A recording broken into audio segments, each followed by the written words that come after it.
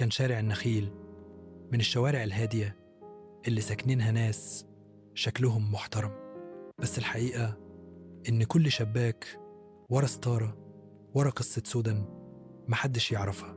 في يوم خميس الساعة كانت 10 بالليل، سمع صرخة مدوية من بيت الحاجة سعاد، الست العجوزة اللي عايشة لوحدها بعد ما ولادها سافروا. الجيران طلعوا جري، لقوا الباب مفتوح والدم مغرق الأرض، والحاجة سعاد مرمية على الأرض مخنوقة بقي شربة. الشرطة وصلت وبدأت التحقيقات. الجيران كلهم اتصدموا، بس كان في نظرات غريبة ما بين بعض السكان، كأن كل واحد بيخبي سر. في نفس الليلة وعلى بعد شارعين حصلت جريمة تانية.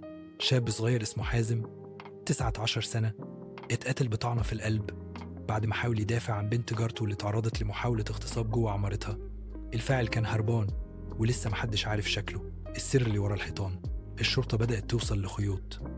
كاميرات الشارع أظهرت شخص ملثم بيخرج من بيت الحاجة سعاد قبل الحادث بدقايق، واللي أغرب إن نفس الشخص ظهر وهو بيجري ناحية العمارة اللي حصل فيها محاولة الاغتصاب وقتل حازم.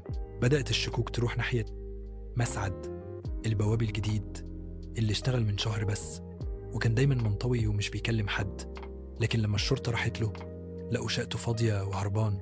الصدمة الأكبر لما اكتشفوا في تفتيش بيته إن معاه مفاتيح لبيوت أغلب السكان وصور مخفية لبعض الستات والبنات في العمارات. كل واحد ليه جريمته. التحقيقات بدأت تكشف بلاوي. الدكتور أيمن ساكن الدور الثالث كان بيتاجر في أعضاء بشرية وعنده عيادة سرية في الأبو. دينا الست الجميلة اللي الناس فاكرينها راقية كانت بتستدرج شباب عن طريق السوشيال ميديا وتسرقهم بعد ما تنومهم.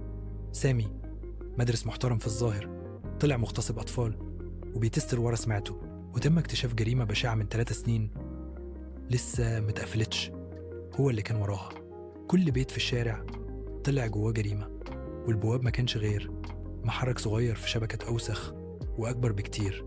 النهاية مش دايما عدل. بعد سلسلة اعتقالات الشارع اتقلب منطقة حظر، والنيابة كشفت شبكة إجرامية بتدار من تحت الأرض حرفيا فيها كل أنواع الجرائم. لكن المفاجأة البواب مسعد لما اتقبض عليه قال: أنا ما كنتش بعمل غير اللي كنتوا بتسكتوا عليه، انتوا اللي خليتوني أتحول لوحش. كل واحد فيكم عنده جريمة وبيتستر على التاني، أنا بس فضحتكم. القضية أغلقت، لكن الشارع اتقفل بالكامل وتحول لمكان مهجور محدش بيمر من عنده.